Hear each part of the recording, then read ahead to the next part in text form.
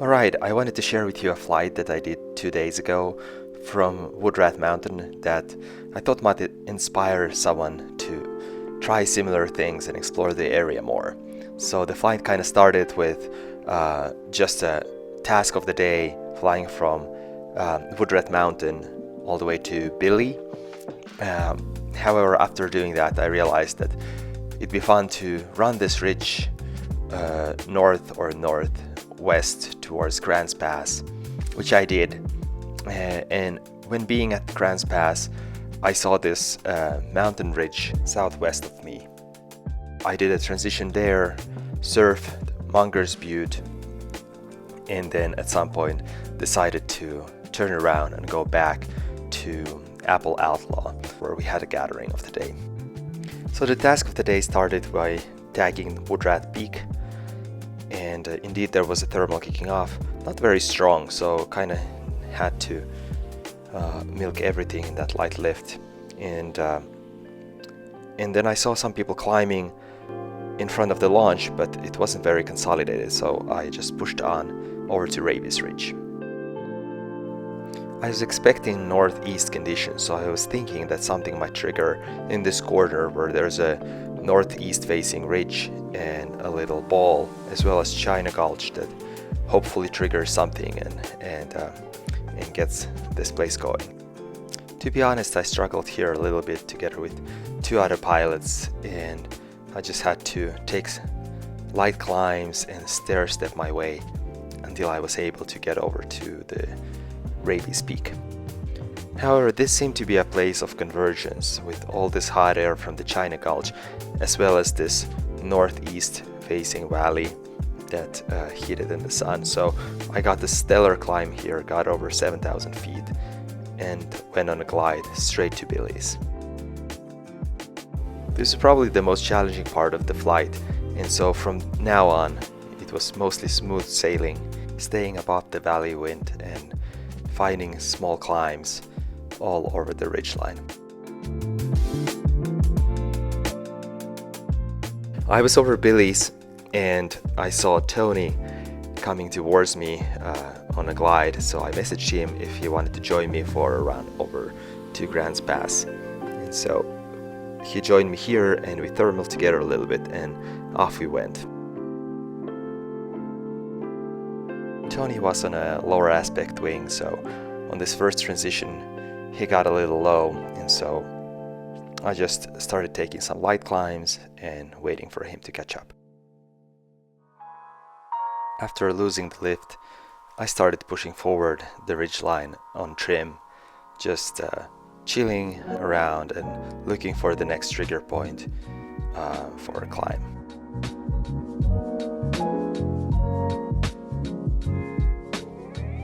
You can see Tony following me below me and kind of struggling, I think, to find a strong climb to get high up.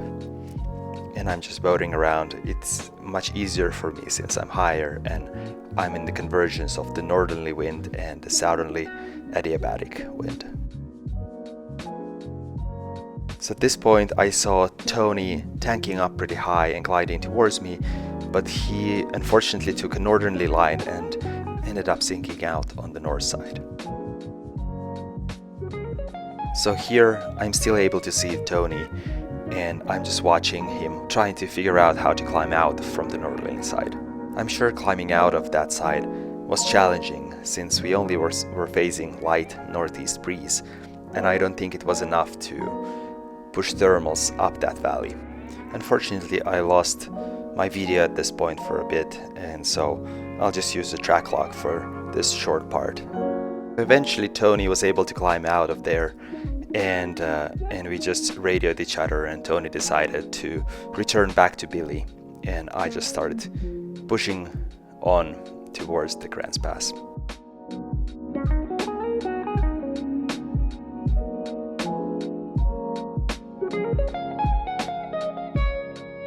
So here I'm able to catch this absolutely amazing 4 meters a second climb, and I'm thinking that okay, this is probably the time to make a move, and I decide to make a crossing on the other side of the valley in the hopes of possibly traveling this ridge up and returning around back to Apple Outlaw.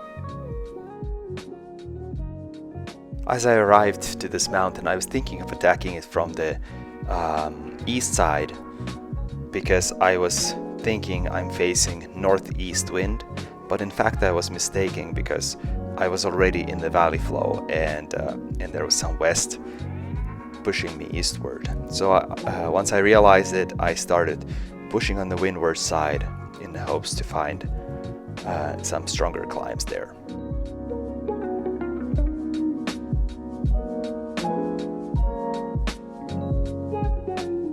The more I'm pushing on the west side, the better the thermals seem to be. West of me, I still have a few possible landings, and I'm faced with a choice whether I want to push this ridge further in the snow landing zone or not. And the day seems to be working really consistently. Winds are light, the sun is shining, it's still early, so I think it's pretty safe to push on.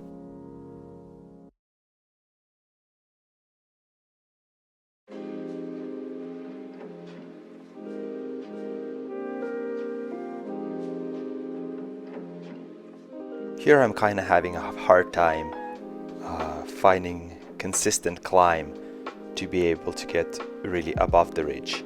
So I keep pushing further and further on the sunny side. I don't really like my options, so I start getting a little anxious to escape to safety. As I get higher here, I start to see a way out of here, jumping to the next ridge and hopefully climbing out. So that's what I decide to do.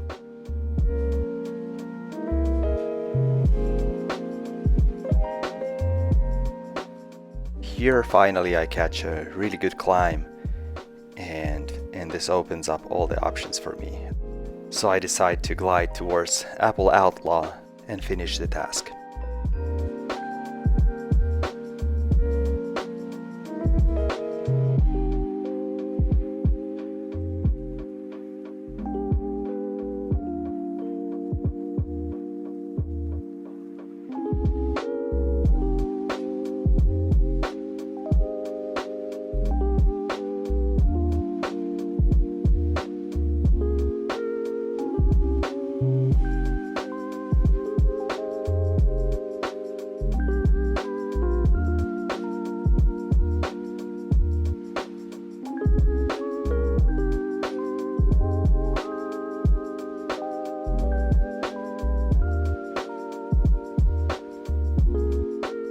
As I approach the foothills of Talabox, I look at the time and I wonder if the restaurant is still open, if people are still hanging out or not. So I start fiddling with my phone and radioing friends to figure out if I should just glide back to Longsword or land at Apple Outlaw.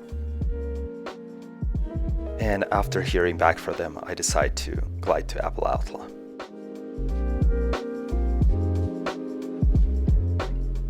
All in all, this was just an amazing day. Light winds, nice lift, very little turbulence, especially as I stayed high, and beautiful mountains.